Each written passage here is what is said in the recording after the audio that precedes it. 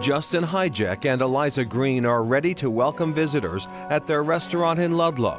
When we first met them in July, the Homestyle Hotel, a popular local restaurant, was empty. 2 months later, laughter fills the kitchen. It felt so good to reopen. Everyone was just so supportive and yeah. Here to eat, drink. July 10th was the worst day of my life. And August 24th when we opened, it was one of the best days I've ever had. You go from literally almost losing everything to rebounding in such resilience that to open in 7 weeks. Those 7 weeks were not easy. No sleep, all caffeine. We would finish one part of the project and say, oh my gosh, that's so great.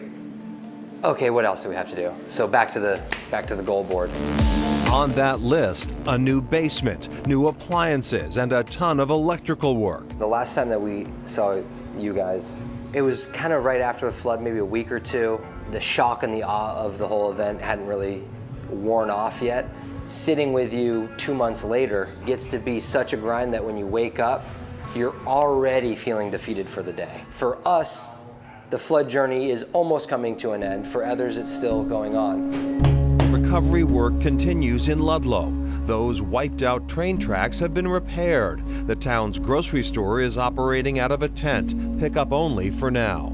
15 miles away in Londonderry, workers are installing a new floor at Jelly's Deli. Storm Team 5 meteorologist A.J. Burnett met owner Beverly Jelly just 1 day after her business flooded back in July.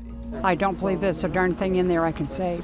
She credits her family and her community with how far she's come since then. I have a team of, I call them my girls, the demo crew, and we demoed this store. And had it not been for all the support I've gotten from my customers and family, we wouldn't be this far. I'm 81 years old. I'm no spring chicken anymore, but I love my store. I love my customers. One organization that's been helping Jelly and dozens of others is the Stratton Community Foundation. We care for those communities that are surrounding Stratton Mountain and right in that rural mountain pocket that sits in between Rutland, Bennington, and Brattleboro. The nonprofit's focus is helping kids succeed academically and financially. Executive Director Tammy Mosier says when Hurricane Irene hit Vermont in 2011, the organization expanded to include disaster response. Then this flood happened, so we created the relief fund, and in 8 weeks we raised $500,000, and we have almost given that dollar for dollar. The Stratton Community Foundation team also guides flood survivors like Donna and Andy Chambers through the disaster relief labyrinth.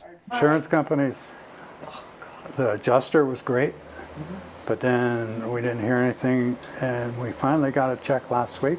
We've got to get estimates, send them to them, but nobody comes. The couple fell in love with their South Londonderry home in 2015 because of its location overlooking the West River. But that was exactly what caused so many problems on July 10th, 2023. And within 25 minutes, we went from 0 water to 2 feet. We'd be sitting in the water right now. Yeah. During this visit 2 months later, their beloved home remains uninhabitable. They have no heat. Walls are torn open.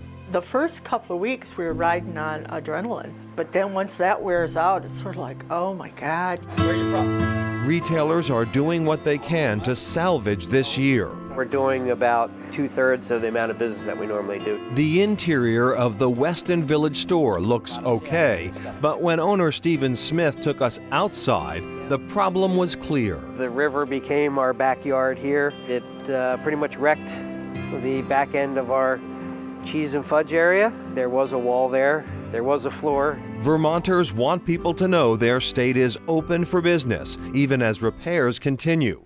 Alex Bream is owner of the Village Butcher. Just a lot of people stayed out of Vermont full stop. That's been difficult. Leaf peepers, we need you. Skiers, we need you. Please come to Vermont.